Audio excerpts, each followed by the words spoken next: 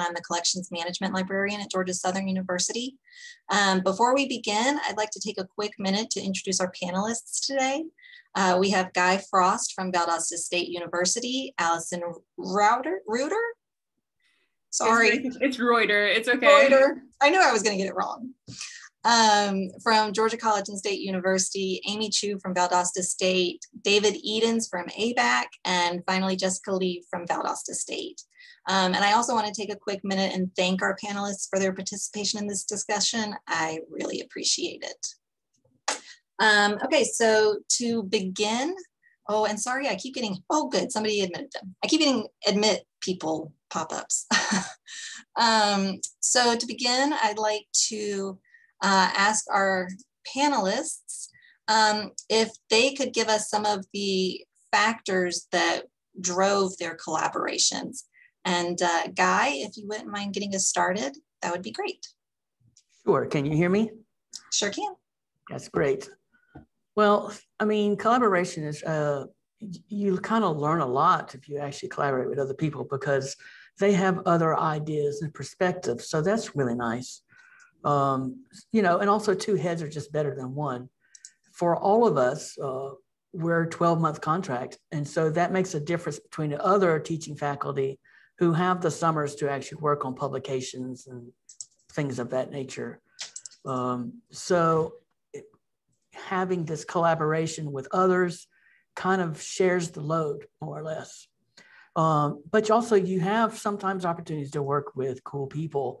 I'm working on a publication now with someone from England who is in the subject area for me or for my pagan collection. So I thought that was just really cool. And so that's one of the drivers for me is this whole networking and collaboration that you can do. Great, thank you. All right, one of our other panelists, just jump in here.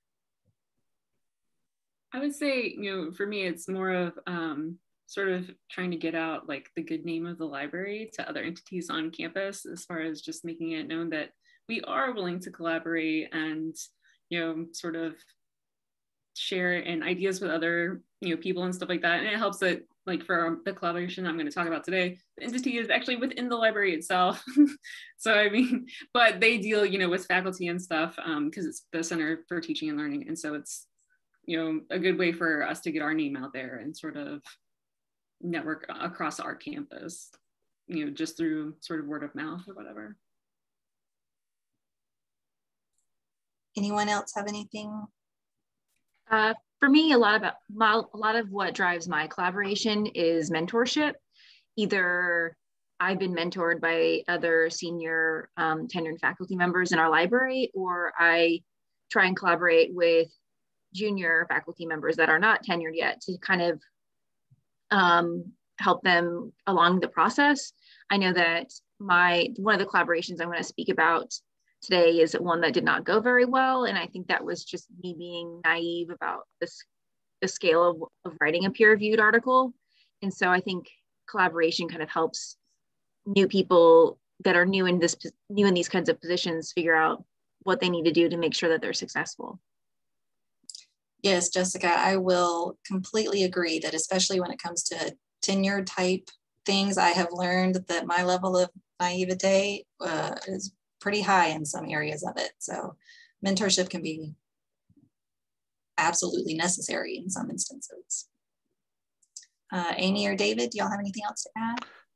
Sure. Yeah. Oh, go ahead, Amy. Go ahead. Okay. I was going to say, since we're consortial, that really drives a lot of collaboration, whether we intend it to or not. Sometimes changes just are out of our hands, like the consortium decides to change our ILS, and then necessarily you need to collaborate.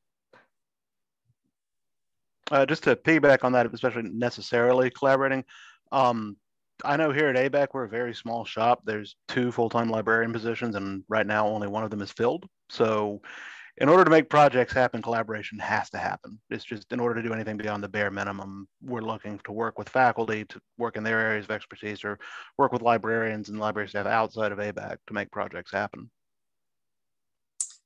Yes, all of those reasons are excellent for collaborations. Thank you guys. So to now kind of get into the collaborations, could each of you please briefly describe the collaboration in which you were involved and how it ended? Was it a success, or was there a need to go back to the drawing board? Jessica, you want to get us started on this one? Sure. I've done a lot of collaboration throughout my career at VSU, but as I started going through the pre-tenure process, I needed to write a peer-reviewed article. So I collaborated with a colleague at Florida State where I used to work, and we're both electronic resources librarians, and we were interested in seeing what format preferences patrons preferred. Because everybody assumes everybody likes electronic, and we wanted to show whether or not that was true. But neither one of us had written a peer-reviewed article, and we were both going through a lot of migrations and changes in our jobs. And so it kept getting pushed back to the back burner, and we didn't really know, we'd never written like a methodology or done any statistics. So we were overwhelmed with that. And so we never wrote anything. We never finished. We started like a lit review and we completed the survey. But we're thinking about picking it back up again in the fall, once Florida State ends their alma migration, and then hopefully see if patrons' needs have changed since COVID hit as well. Yes, COVID, it's everywhere. Amy, how about you? Sorry, yes. So recently I collaborated with several people within the consortium, including Jessica, who is one of my main collaborative partners. But so this recently was, and some people here might have seen my presentation yesterday, but we recently had license terms put into Primo, so they're viewable. So the ILL subcommittee, which I'm the current chair of, we were interested in pursuing options to put the Galileo license terms into Primo. So anyone can see directly from the OPAC whether or not we're allowed to lend from a collection. And concurrently, Jessica was actually working on this. She was the chair of the Acquisitions and ERM Committee at the time, and she'd been investigating the same thing with John Stevens from Galileo, with the goal of not only making ILL permissions viewable, but also permissions for authorized and concurrent users, use in course packs, course reserves, and more. So we also tied in a previous ILL chair who had kind of started the ALMA permissions thing, Rosemary Humphrey from Kennesaw, and the chair of the OPAC committee as well. It was necessary to include OPAC because we were going to be making a change in that patron-facing catalog. So that was Tricia Clayton from Georgia State. And so we worked together. We eventually presented a proposal to RACL that the license terms be viewable, and the purpose being that ILL staff would be able to fulfill more requests because we would be able to see immediately whether or not we were allowed to lend something. And of course, to empower faculty to make decisions about the materials that they use in their course materials. And so RACL approved the proposal, and the Galileo terms went live in Primo in March of last year. Wow, cool. Allison?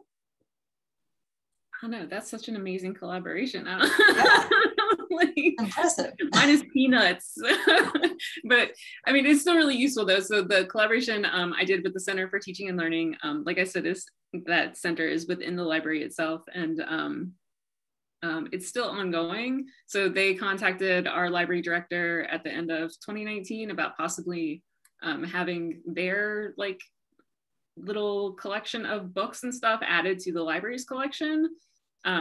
But they wanted it to, you know, sort of be still their own little special collection, because of course they did. And I mean, which ultimately ended up being fine, but so it was really just a matter of sort of working out, you know, logistics of sort of getting that stuff cataloged and stuff like that. And really their goal was to sort of just make their sort of resources that are all about, you know, empowering faculty to be better instructors and stuff like that, sort of more discoverable, you know, without actually having to go into the Center for Teaching and Learning to see what we had. So, I mean, ultimately, I would say, you know, the discoverability and stuff has been a success, but there, you know, there's still some issues that we're working out.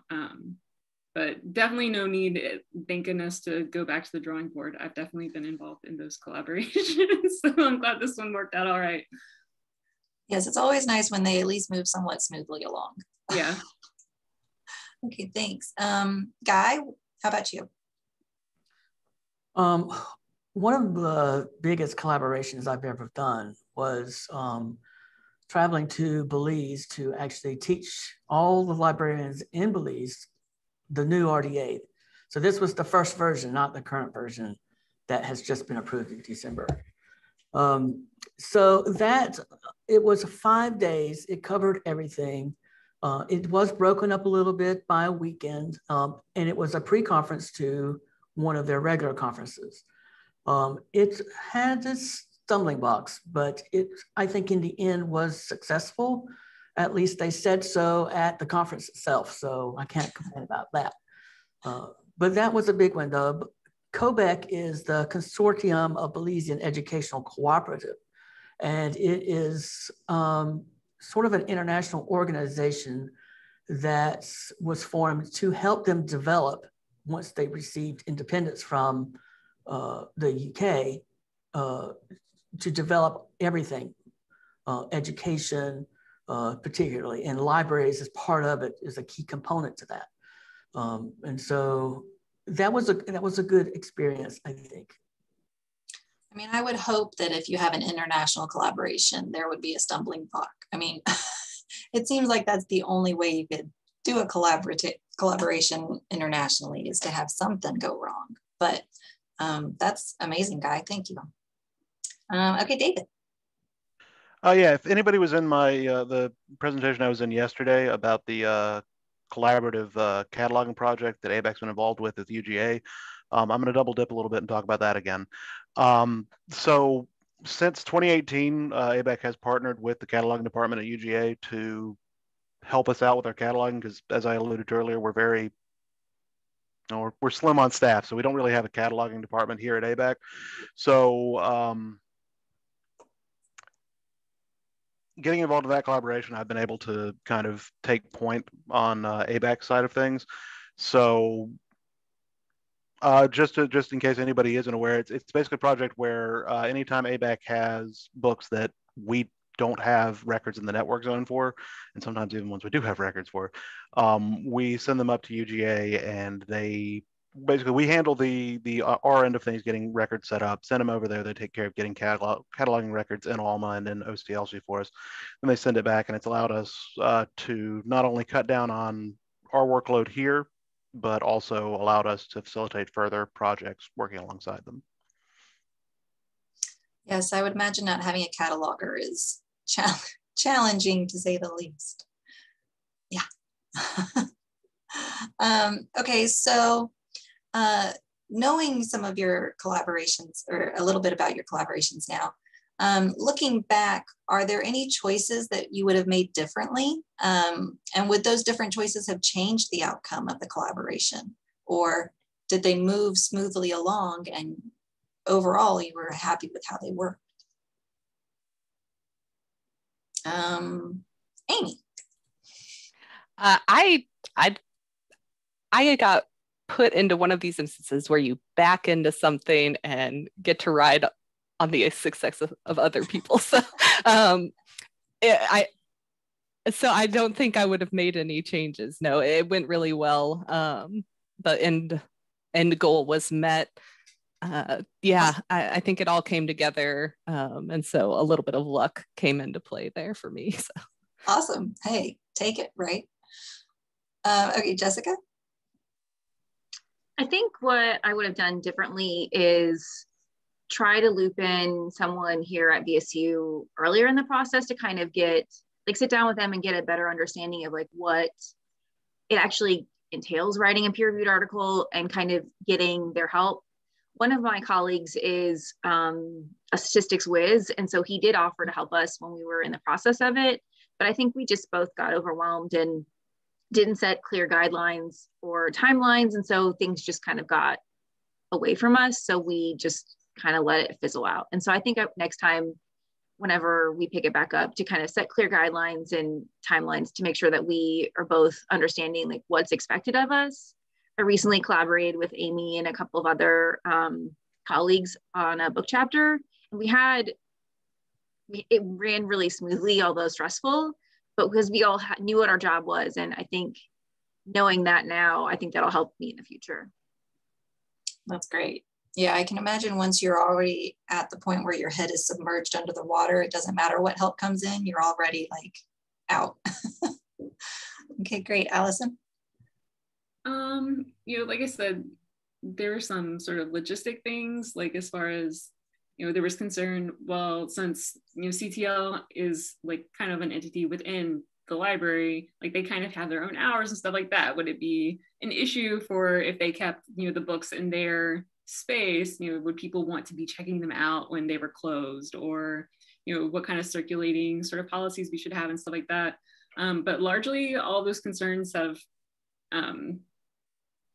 were sort of unnecessary. I mean, I think only one item has even circulated from their collection. So it hasn't really necessarily been a big deal. I know we did have initially, last fall, people from like Gill Express were wanting their books. So we had to sort of, change our policies for that. But I mean, otherwise I would say we wouldn't necessarily need to change anything, or, things that we were concerned about were not necessary either. So it worked out well. Good. Awesome. David? Honestly, the only real hiccups we ran into had nothing to do with choices we made. It was COVID, plain and simple. I mean, when we had to shut Gill Express, we use Gill Express for transferring the items. When we had to shut that down for 4 months, that really kind of put a damper on the project. But no, honestly, we found a way that worked pretty quickly, and that procedure has served us well throughout. So as far as our choices are concerned, I think we lucked out and everything worked out. So that's great.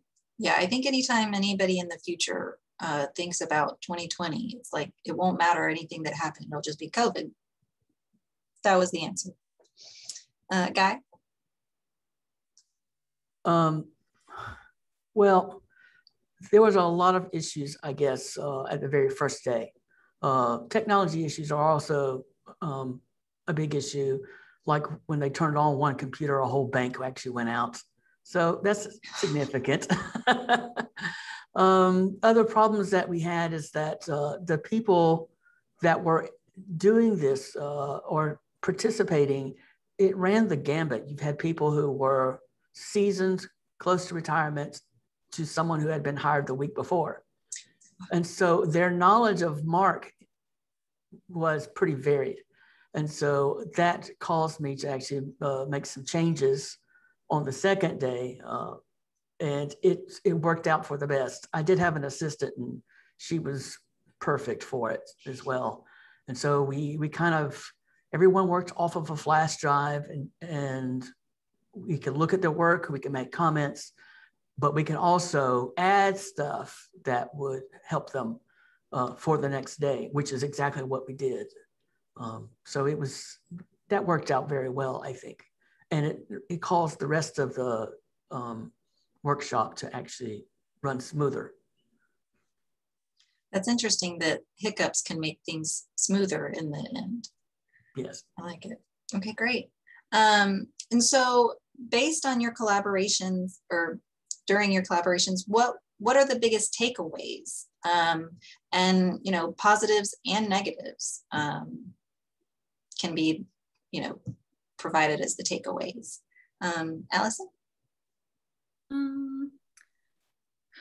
So one good thing sort of as a takeaway of just collaborating in general is sort of trying to manage the expectations of people that don't work inside of libraries, as far as, because they don't necessarily understand what our limitations are, or, maybe our manpower, like specifically with like my department, it's just me and one other person right now. So, while I want to, be a great collaborator, they're not always my top priority, for, making this small collection of books available.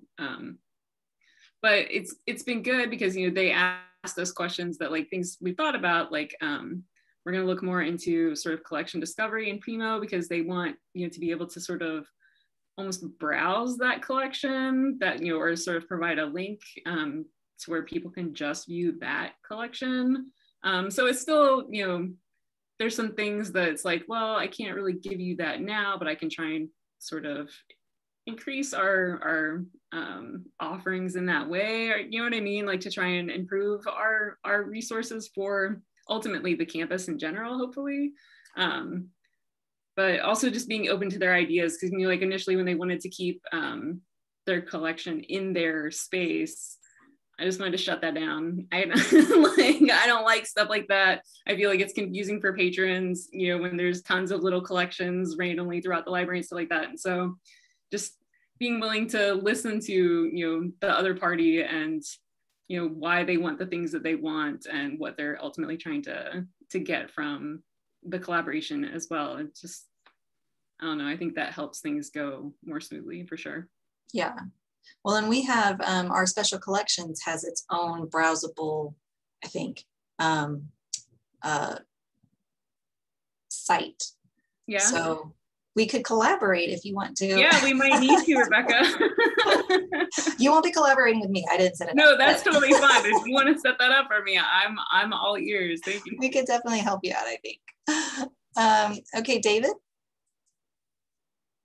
Oh, yeah, I think some of the biggest takeaways we got from this ongoing really project was, you know, the idea of being able to reach out to other schools, larger schools, and, you know, collaborate, find ways that we could fulfill what we need to do with that assistance. I think we learned a lot about the importance of, you know, not just keeping lines of communication open, but being very, very clear about what's going on and given steps of the process, communicating what's working, what needs tweaking. I think that it also allowed us to kind of, like, our core goals stayed the same, but we found ways to branch out and find other things that we could work together on to improve the project, improve the overall state of the library. So I guess it was about learning the important. We all know the importance of communication, but learning, you know, what's important in communicating with a collaboration project, and then patience when things go awry. Yes, I think we're always learning communication and patience as we live. Okay, Jessica. I think the biggest takeaways are that someone needs to nominate themselves in a group when you're working on a project to kind of be the leader. And I think in my project that I talked about, neither one of us really wanted to be the leader. And I was under more pressure than my colleague was, because they're non-tenure faculty. So he doesn't have the same kind of P&T requirements that I do. And so there was a lot more pressure on me to get it done. And I think because we were just writing something to get something published, that because we didn't have any real deadlines, things just started to drag out. I think as we don't get a lot of time to work on professional development projects. So just trying to like find time to do it was really difficult. And I think just having, like, making sure that you set realistic, achievable goals, like, okay, we'll have the introduction written in a week and then the methodology the next week and things like that. I think because we didn't know what we were doing, it just kind of went awry. So just having realistic expectations is what I took with me for further collaborations that I did that were thankfully successful. Yeah. Yeah, it's hard to know what you don't know. I mean, you have to learn that through either failure or someone telling you. So, okay, Amy. Yeah, so more about communication. If you keep up communication with your colleagues at home and abroad, it'll make known shared interests and open up further opportunities for collaboration. So since working on license terms together, Jessica and I have discovered a shared interest in copyright. So that's sort of a natural segue from licensing, and we're working on a project for that. And we also talked about, because we discuss our shared research interests, we also discovered we have parenthood in common. And so we worked on that chapter about academic librarians who are parents. So, you know, she's dragging me kicking and screaming towards tenure. So.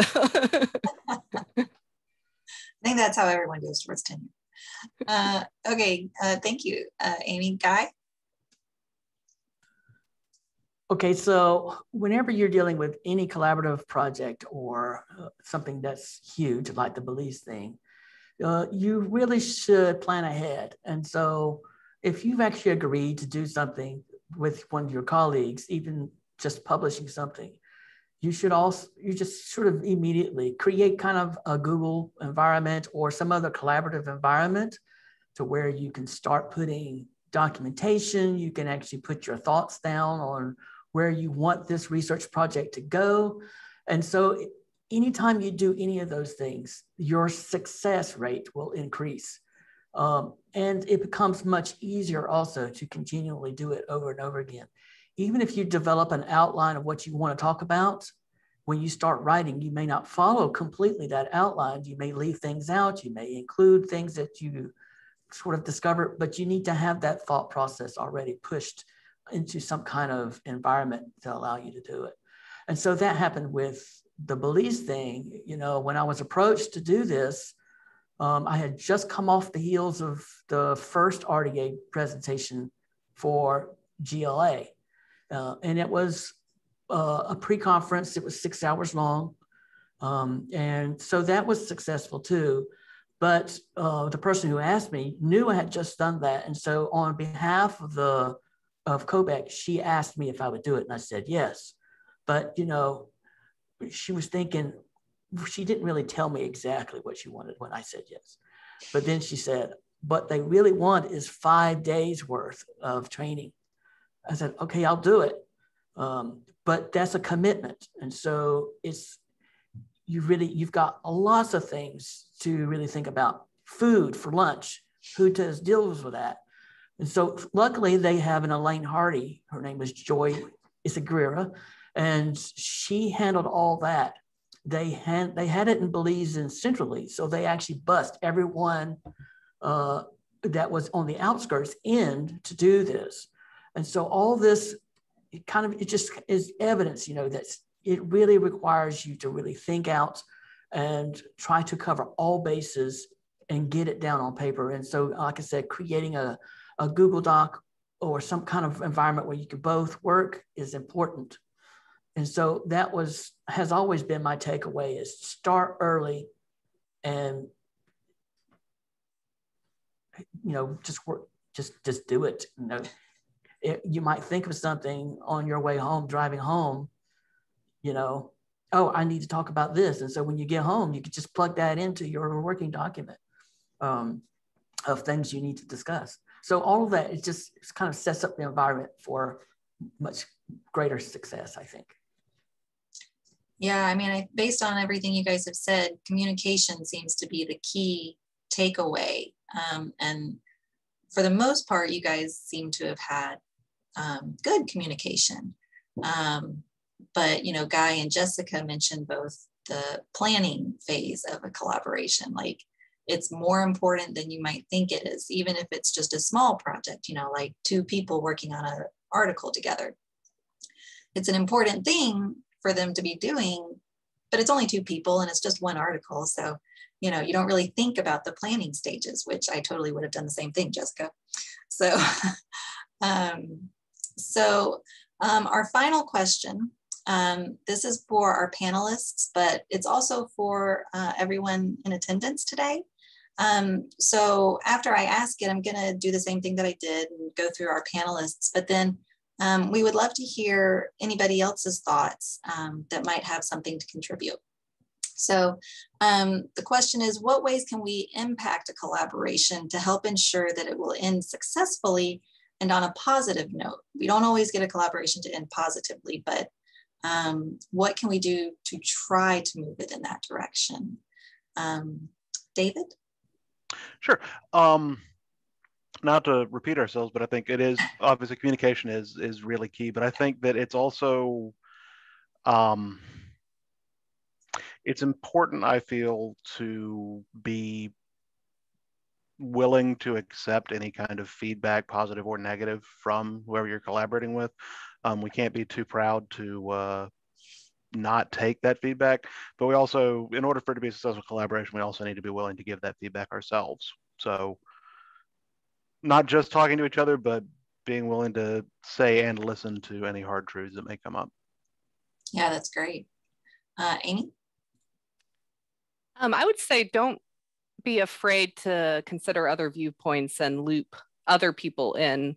I mean, there can be such a thing as too many cooks in the kitchen, but if with the primo terms we had just stuck to ILL, that would have been it. But because we looped in other viewpoints and worked with other people, they now benefit a much wider audience. Yeah, that's great. Jessica?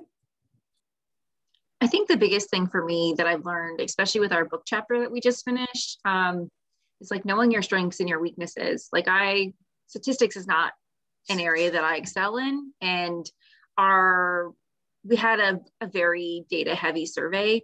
And so thankfully our colleague, Mike, is really great at that. And so he and another colleague, Robert, worked on those things. And I focused on things that I knew that were necessary, but aren't the most fun things, like citations and making sure that the in-text citations were correct, and wrote some of the lit review with Amy. So just knowing what my strengths and weaknesses are, I think made it easier, because otherwise everything feels overwhelming if you're trying to do things that you're not good at, because hopefully somebody else in the group can do that. And then that way it becomes a much more cohesive and great end product. That's great. Thank you, Jessica. Allison? I think in libraries, it's kind of easy to be like, well, this is how we've always done things, or, this is the way things are supposed to be, and to maybe not be as open to new ideas or changing things up because it's always worked this way or whatever. I think just sort of being willing to sort of not hold fast to that mentality is useful in collaborating with others, and sort of, I mean, just like Center for Teaching and Learning is an easy collaboration, like very clearly sort of goes hand in hand with a lot of stuff that libraries do, but sort of, it's not always like that. Sometimes there are entities on campus or even outside of the campus that you might not think would be good for collaborating, but could be. So I don't know, I guess just being sort of open-minded about things. Yeah, willing to do things differently. Mm-hmm. Awesome, thanks. And Guy? I think one of the things that we all should be concerned with, or not concerned, but necessarily, but embrace, is flexibility. So this comes right after really what Jessica said about expertise. I'm working on a usability study with someone in reference, and we've been talking about it for several times, but there is a key person who actually has to draw these statistics for us. And we decided that, well, we should really invite him to join us because he's going to be doing so much work to pull this data for us. So we invited him. So adding a third person to a project turned out to be quite beneficial for us. So flexibility as well as having the big picture is useful. Okay, great. So if anybody else in attendance would like to give their thoughts on that, or if anybody has any questions for our panelists, we'd be happy to take questions now. But yes, Ann Williams, that's great. Raise your hand or just start talking. Go ahead, Ann.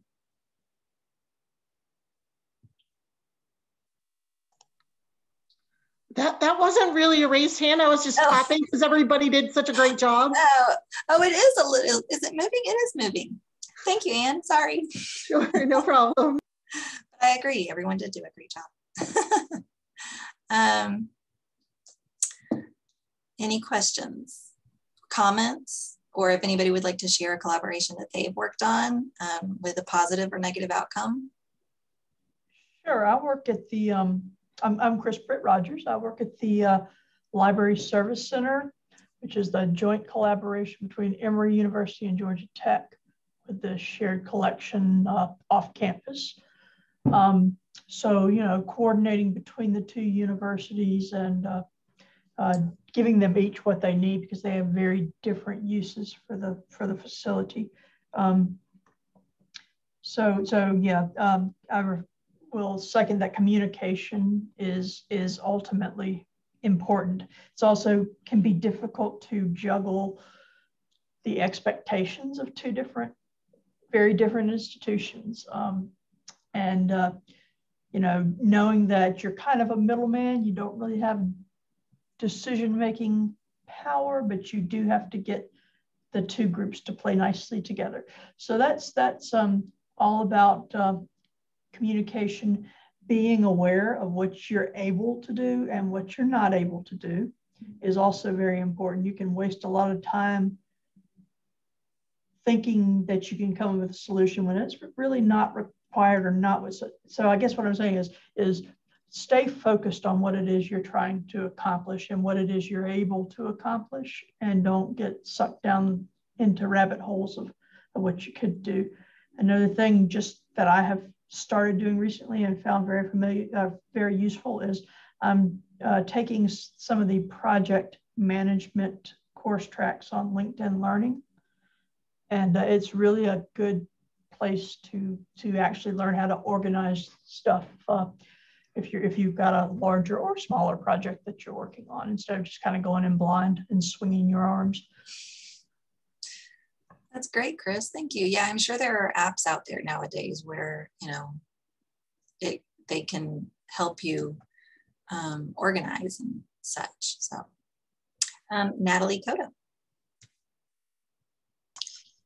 I just wanted to say, being able to put aside maybe your preconceived notions of what's going to happen, and also putting aside your personal differences and coming together as a team to work together to reach your end goal. Yeah, I think that's an excellent point. As we've clearly said here, communication is a big thing, and that's in any relationship, personal or professional, and being able to put aside differences. In a relationship, you're gonna not always agree, so you have to be able to. I think it was Allison who said, you have to be open-minded. That all kind of fits together. It's kind of like you're starting dating when you get into a collaboration. It's like you have to be open-minded. You have to learn from this person or this other place. So yeah, that's great. Anybody else? There was one thing I wanted to add about what the collaboration that Amy talked about. So when we migrated to Alma in 2017, immediately after, I started talking to Ken Hensley and Russell Palmer and asking them, can we please add license terms to Primo? Because I knew it was a functionality and I knew that I could add them, but I wanted it to be the whole picture, because license had been one of my biggest goals in my position, has been trying to make faculty members more aware about what they can do with content, because they just throw PDFs in D2L and then that ruins our usage data. So I've been really trying, it's like a hill I'm going to die on, basically. But the funny thing was I had been bothering them forever about it, and it was always never a priority, but I had no idea that this was something that the ILL subcommittee was interested in. And it made sense, like in Amy's presentation that she talked about yesterday about adding these terms, we had them in Coral, which there wasn't very much, and you had to have a username and password to view them, but they weren't viewable to patrons. And so as we moved to Alma, it was kind of, I think Amy randomly emailed me and said, hey, are you working on this too? Because we were both chairs at the same time, and I had no idea. And it was kind of a light bulb moment that once she got involved and we started including other people, it just kind of moved very quickly. It was kind of a happy accident. So I was really pleased that after many years, we got it all completed. Yeah, that's great. You got to have a hill. Anybody else? Yeah, Shelly. Hi, this is Shelly Rogers from the University of West Georgia. I'm collaborating with a colleague in my library who, like me, is a full professor tenured. But for the first time, I'm writing an article with someone else, a peer-reviewed article. Usually I've written by myself. So I want to ask a real nuts and bolts question for those of you that have done peer-reviewed articles. I'm thinking that on our Google Doc, she's going to be the first primary author. I'm going to be the secondary author. She's going to start writing. But then, I'm better at editing and I'll come along and add to what she writes. So I'm thinking, I don't want to just write over what she says, but maybe make a whole secondary copy, copy that document and then put all my editing. So everything she started with is clear in that first document. And then anything I say, it's not lost if I change it. What do you all think about that? Because incidentally, our topic is etiquette. So I certainly am trying not to put a foot wrong. And I just think it might be better to preserve that kind of iteration as we go from one to one rather than losing it. So any suggestions or tips from anyone? I'd appreciate it. Thank you. So in our chats, Ross Berger put that you can turn on suggestion mode in Google Docs and add your input in the same document without taking away anything from her. So depending on how much you're wanting to put, it might be a rather large text box. Yeah, I think it would be too long to do that. So does anybody have thoughts? I will say also that if she is working in Google Docs, there is a way to look at the revision history. And so, Shelly, if you contact me off list, I'll figure out how to tell you how to do that. And that way you can see all the revisions from day to day and who did it. Thanks, Guy. I appreciate that. And just real quick, sorry, Amy said that she was Amy Berger and not Ross Berger. So sorry, Amy. Yeah. When we wrote our book chapter, we started in Google Docs and then we moved to SharePoint. Is that what it's called, Amy?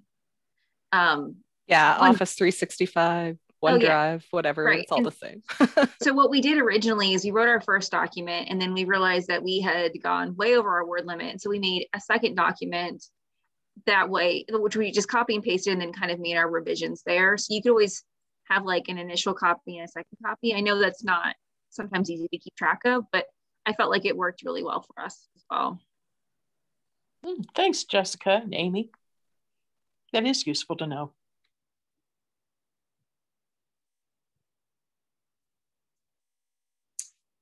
All right, does anybody have anything else? Or any more suggestions for Shelly?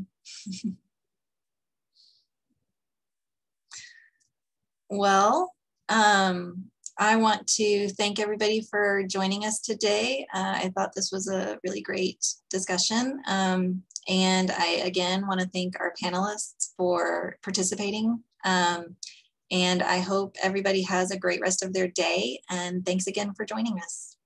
Bye, everyone.